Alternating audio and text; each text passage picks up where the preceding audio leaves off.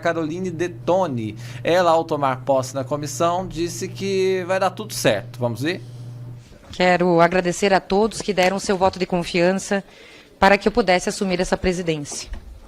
Quero agradecer também ao meu partido, PL, ao líder, ao presidente Valdemar, que fizeram a indicação do meu nome, e mesmo diante das adversidades e de muitas notícias, sustentaram o meu nome, e aos colegas que também apoiaram. Parabenizando também o presidente Rui pela sua gestão muito bem referendada e que serve aí de modelo para os colegas. É uma honra muito grande assumir o maior colegiado de comissões da Casa. E podem ter a certeza de que eu encararei com muita responsabilidade essa posição institucional, com uma gestão com transparência, equilíbrio, ouvindo a todas as bancadas, como tem que ser, respeitando o princípio de proporcionalidade que rege todo o regimento interno da Câmara dos Deputados, o que também deve se refletir na pauta da comissão. Quanto ao processo legislativo, eu quero tranquilizá-los. Os parâmetros da nossa atuação serão estabelecidos em duas normas muito específicas. Na Constituição Federal, a quem devemos toda a nossa devoção e respeito, e no regimento interno da Câmara dos Deputados. Por isso, não teremos surpresas nem inovações. Temos esse espírito conservador de poder cumprir essas leis, essas normas.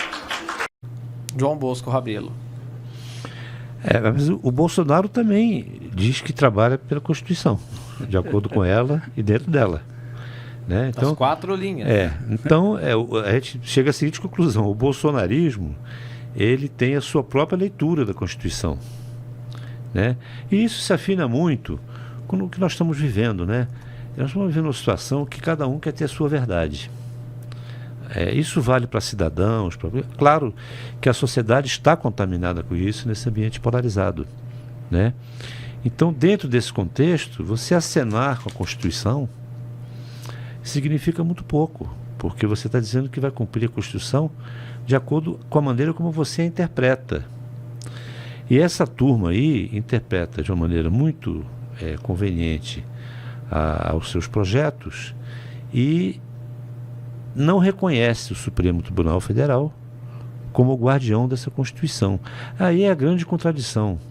Eu vou trabalhar com essa Constituição aqui, com este livro, né? Mas quando o STF, que a Constituição diz que é o seu guardião, quando o STF faz a leitura de alguma coisa constitucional, eles pedem a reforma.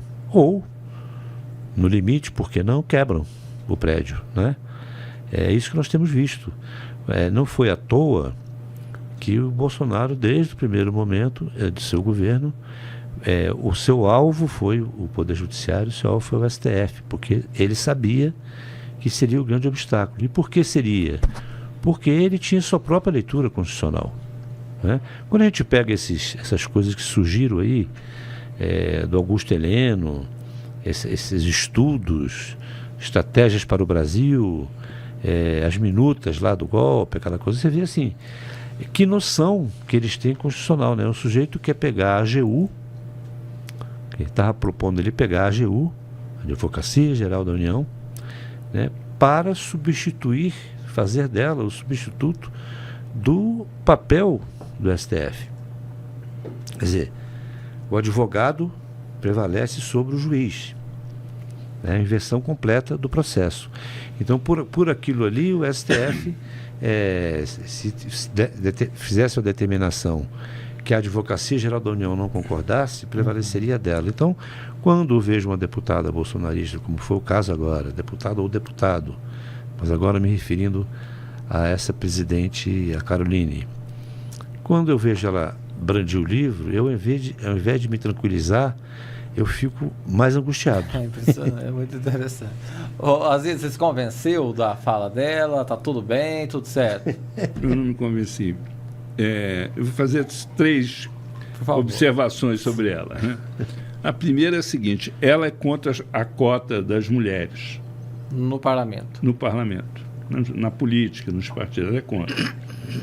O que é uma coisa irônica, né? Porque as mulheres na Câmara deveriam estar comemorando a eleição dela, porque a eleição dela simboliza isso. simboliza a ascensão política das mulheres no Congresso, né? Do ponto de vista da ótica de gênero, né? Mas ela é contra as cotas. Então, obviamente, a unidade que poderia haver em torno dela, de parte das deputadas, não vai existir, né? Muito pelo contrário. É, muito pelo contrário. Outra coisa, ela é contra o aborto.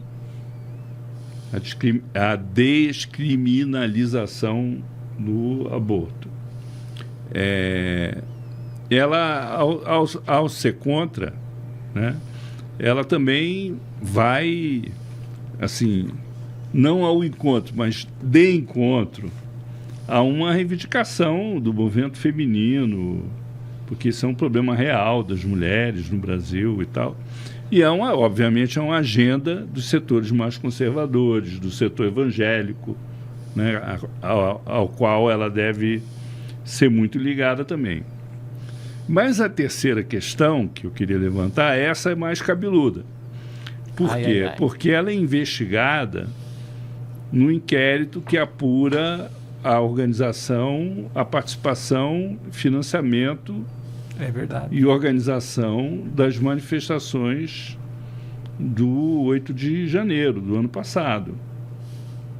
Ela é investigada ali, ela é presidente da CCJ. Está com sigilo bancário e com sigilo fiscal quebrado, né? Então, obviamente, essa eleição dela é uma espécie de blindagem política. Como é que a Polícia Federal vai lidar com isso? Como é que o Alexandre de Moraes vai lidar com isso? Ela sendo presidente da Comissão de Constituição e Justiça. Se houver comprovação do envolvimento dela, vai ter que ser indiciada. Sendo indiciada, se o indiciamento for aceito, ela vira ré. E tem condições de ficar no cargo? E ela é presidente da Comissão de Constituição e Justiça. Então aí está criado um impasse, um conflito com o Congresso. Já existe um movimento muito forte desses setores no sentido de limitar as decisões do Supremo relativa aos parlamentares e às resoluções do Congresso, mesmo quando elas são inconstitucionais. Por exemplo, eles não querem mais aceitar decisão monocrática de ministro Supremo com relação a decisões do Congresso. Por exemplo, o Congresso toma lá uma decisão que é inconstitucional, que pode trazer prejuízo para milhões de pessoas. Para isso existe a liminar. A decisão monocrática é para isso, para evitar o prejuízo, sustar a ação, né? O Congresso tem a tendência do Congresso, ao discutir isso, já houve isso no Senado, na Câmara, o Lira segurou esse negócio, mas está agora no colo da Câmara, né? Isso vai bater na mão dela. Esse processo passa pela... Se for ter uma tramitação normal, ele passa pela Comissão de Constituição e Justiça, a decisão que foi tomada lá no Senado. Então é um fator de instabilidade política, de crise de relacionamento entre os poderes. Quer dizer, a simples eleição dela já é um elemento que tem um encontro marcado com a confusão ali na frente. Como você disse, não é gratuito, né? Porque isso já é proposital, obviamente. Em circunstâncias normais, qualquer partido ou instituição política evitaria dar um cargo tão importante a alguém que está na iminência de virar réu. Mas nas circunstâncias atuais de polarização, de embate bélico, que não existe, né?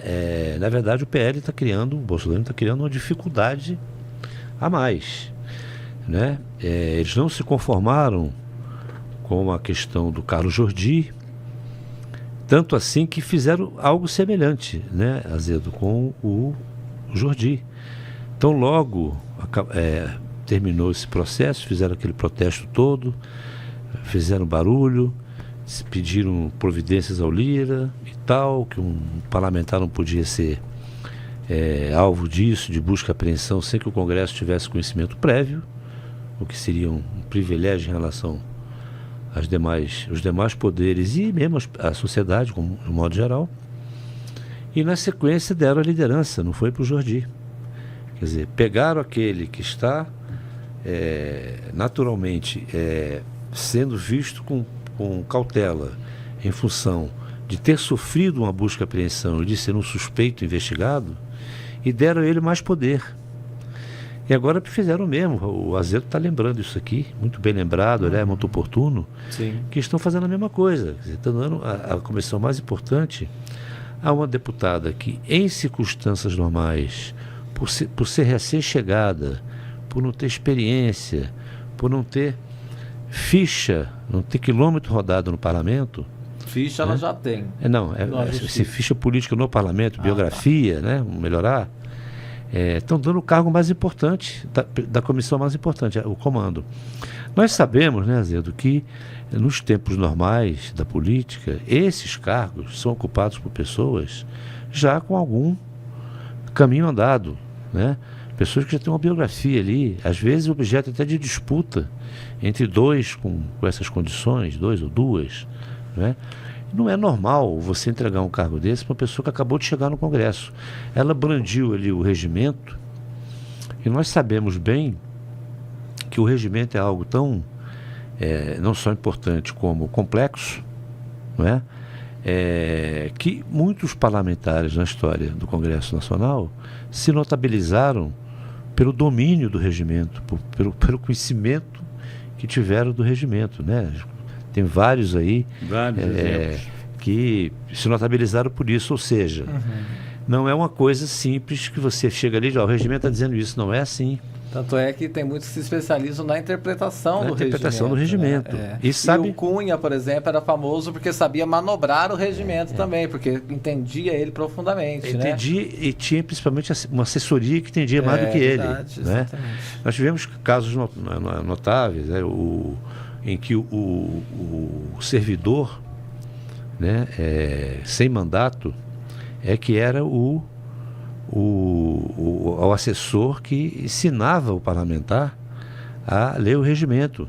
Tivemos o Paulo Afonso no passado, e vocês, todo mundo que vê televisão, que vê as imagens do Congresso, se lembra, né, do sujeito que ficava aqui atrás. Tem sempre uma carinha aqui atrás do presidente, soprando, né? soprando. Aí o cara manda um requerimento, uma questão de ordem. Aí o presidente pega a questão de ordem ali, tem que responder naquela hora, e tem um sujeito soprando aqui. É aquele cara que entende o regimento. Que ninguém conhece a cara da pessoa. Exatamente, mas está sempre ali. Isso. O Mozart, né? O Mozart estava sempre ali. Todo mundo falava, quem é aquele cara? Muita gente me perguntava assim, quem é aquele carinha ali? Rapaz, aquele ali. Aquele ali é o cara-chave. A guarda do presidente. Mais contemporâneo teve o Routier, que é um nome importante também. Exatamente. Agora, poucos parlamentares, podiam dispensar esses assessores. Eu falo aqui de alguns. Prisco Viana, não precisava deles. Tinha voo próprio. Zé Genuíno, conhecia muito o regimento interno da Câmara. Né? Miro Teixeira. Quando eu falo esses podiam dispensar em termos, porque às vezes as coisas ganhavam complexidade, você precisava conversar um com o outro. Sim. Mas em nível de ficar independente ali na mesa, para receber a questão de ordem, eram poucos, você contava nos dedos.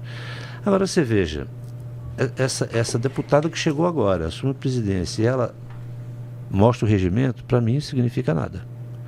E mostrar a Constituição significa muito. Significa muito porque eu sei qual Constituição ela está querendo dizer. Ou qual interpretação. Exatamente. Né?